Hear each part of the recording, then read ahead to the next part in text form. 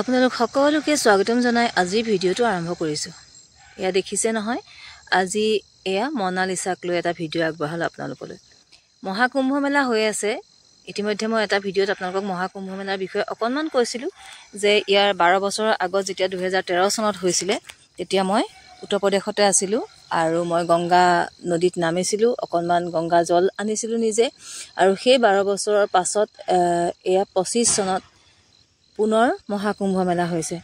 গতিকে ভগৱান সঁচাকৈ কেনেকৈ সন্তুষ্ট হয় নিশ্চয়কৈ আমি সকলোৱে গম পাইছোঁ নহয়নে। মনালিসা বহুত দুখীয়া ঘৰৰ ছোৱালী। দুখীয়া মানে কি, তেওঁলোকৰ ঘৰ হিচাপে দেখুৱাই নাই। যিবিলাক আমি দেখিবলৈ পাইছোঁ তম্বু তৰা কিছুমান ঘৰ, মানে পৰিৱেশবোৰ তেওঁলোকৰ তেনেকুৱাই।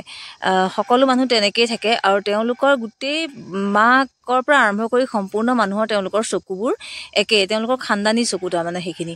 কিন্তু এই যে মনালিসা ৰুদ্ৰাক্ষ মালা বিক্ৰী কৰি আছিল কুম্ভ মেলাত, মহাকুম্ভ মেলাত তাই চাবলৈ গৈছিলে। কৈ আছে যে মই চাবলৈ আহিছিলোঁ, মই একো চাবলৈ নাপালোঁ। কিয় জানেনে? এগৰাকী ইউটিউবাৰে তেওঁৰ এটা ভিডিঅ' লৈছিলে। তেওঁ যিহেতু মহাকুম্ভ মেলাত মালা বিক্ৰী কৰি আছিলে, গতিকে সকলো নাম সুধি ক'ত কি কথা সুধি তেওঁক এটা ভিডিঅ' বনাইছিলে আৰু সেই ভিডিঅ'টো ইতিমধ্যে ভাইৰেল হৈ গ'ল। সেই যে ভাইৰেল হৈ গ'ল, ছোৱালীজনী বহুত বেছি ভাইৰেল হৈ গৈছে মনালিসা। এতিয়া আমি ইউটিউব চেনেল খুলিব নোৱাৰোঁ, একো মানে ছ'চিয়েল মিডিয়া যেনিয়ে খোলো তেনিয়ে খালি মনালিসা। কিয় বাৰু? 16 বছৰীয়া এজনী ছোৱালী নহয়নে?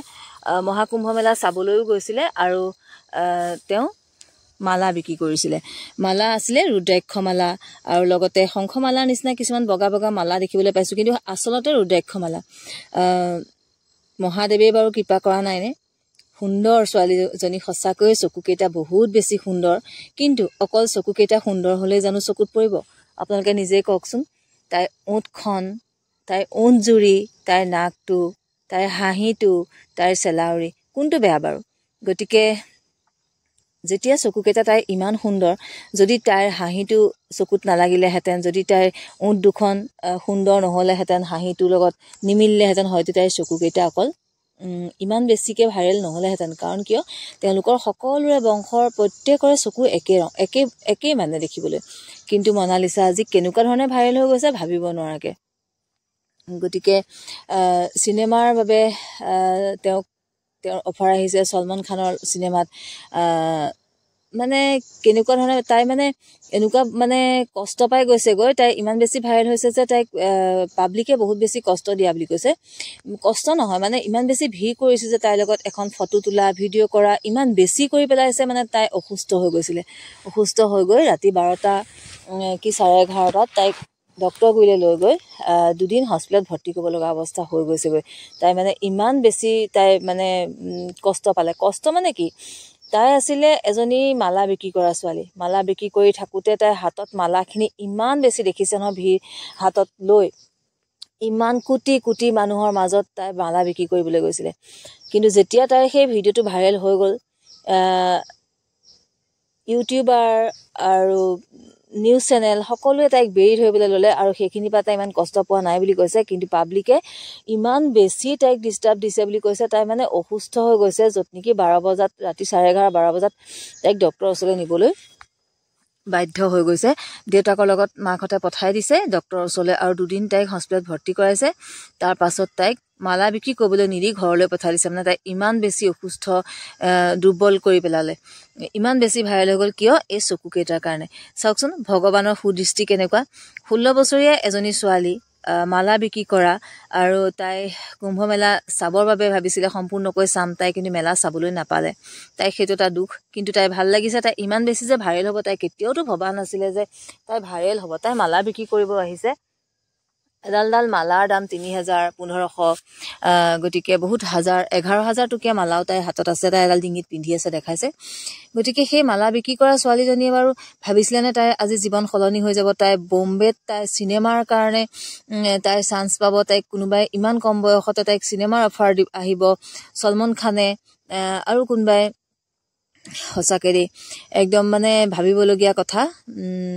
ভগৱানৰ সুদৃষ্টি যেতিয়া থাকিব পৰিব তেতিয়া আচলতে কোনো ৰক্ষা কৰিব নোৱাৰে আচলতে তাইৰ এই সময়লৈকে তাইৰ তেনেকৈ মালা বিক্ৰী কৰিব লগা আছিলে কিন্তু সেই যে কুম্ভ মেলাত ভগৱানৰ দৃষ্টি সুদৃষ্টি টাইপত পেলাই তাই মালা বিকিছে হৈছে ৰুদ্ৰাক্ষ মালা মানে মহাদেৱৰ মালা মহাদেৱৰ ইমানেই সুদৃষ্টি পৰিলে তাইৰ ওপৰত তাইৰ জীৱনটোৱে সম্পূৰ্ণৰূপে সলনি কৰি পেলালে অকল মহাকুম্ভ মেলাত তাইৰ ভনীয়েকো এজনী আছে একেই দেখাত কিন্তু চকুকেইটা একেই কিন্তু তাহাঁতৰ যিমান দেখাইছে ভায়েক সকলোবোৰৰ চকুবোৰ একেই কিন্তু ভাইৰেল হৈছে অকল মনালিছা আৰু ভনীয়েকজনী অকণমান একেই কাৰণে দেখাই আছে মিল আছে যিহেতু বাইক ভনীয়েক দেখাত ভনীয়েকজনীও দেখাত মৰম লগা কিন্তু এই যে মনালিছা জীৱন সলনি হৈ গ'ল মহাকুম্ভ মেলাত 2025ৰ মহাকুম্ভ মেলাত আকৌ বা ইয়াৰ পাছৰ কুম্ভ মেলাত আকৌ কি হ'ব লগা আছে নহয়নে অপেক্ষাও কিন্তু বহুদিন কৰিব লাগিব দেই কাৰণ 12 বছৰ নহয়নে আকৌ মহাকুম্ভ মেলা হ'বলৈ গতিকে ভগৱানৰ যেতিয়া সুদৃষ্টি থাকিব কেতিয়া কি সলনি হৈ যায় আচলতে ধৰিব নোৱাৰাকৈ কোনেও ধৰিব নোৱাৰে কোনেও ক'ব নোৱাৰে যে কেতিয়া কি হ'ব লগা আছে তাই কেতিয়াও ভবা নাছিলে যে মহাকুম্ভ মেলাত মালা বিক্ৰী কৰি থাকোঁতে তাই এইদৰে ভাইৰেল হ'ব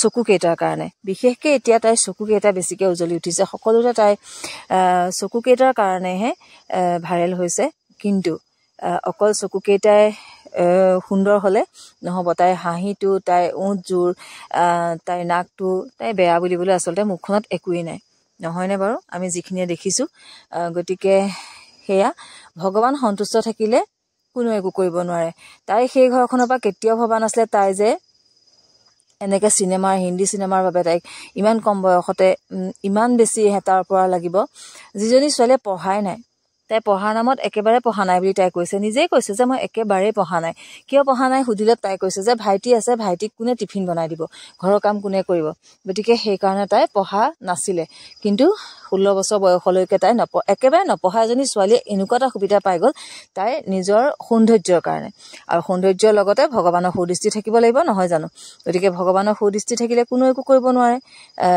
গতিকে মহাকুম্ভ মেলা এইদৰে এইবাৰ মেলা চোৱাতকৈও এইবাৰ মনালিছাক চোৱাৰ হেঁপাহ আৰু মনালিছাৰ চিনেমাৰ বাবে তাইক অফাৰ গতিকে সিমানখিনিলৈকে পাইছেগৈ গতিকে আজি এইকণকে বনাই পেলাই মই ভিডিঅ'টো আপোনালোকলৈ আগবঢ়ালোঁ মনালিছাৰ বাবে ভিডিঅ'টো অকণমান ৰাখিবলৈ মন গ'ল যিহেতু মহাকুম্ভ মেলাৰ কথা মই আগতে এটা ভিডিঅ' বনাই গৈছিলোঁ অকণমানকৈ 2013 চনৰ যেতিয়া হৈছিলে মই তেতিয়া তাতে আছিলোঁ কথাষাৰ কৈছিলোঁ আৰু সেইবাবে এইবাৰ 2025ত মনালিছাৰ এই ভাইৰেল কথাখিনি মোৰ ভাল লাগি আছে বা চবেই ভাল লাগিছে যেতিয়াই ছ'চিয়েল মিডিয়া খোলোঁ তেতিয়াই দেখা পোৱা যায় গতিকে সিমানেই আছিলে গতিকে আজিলৈ আহোঁ বাই বাই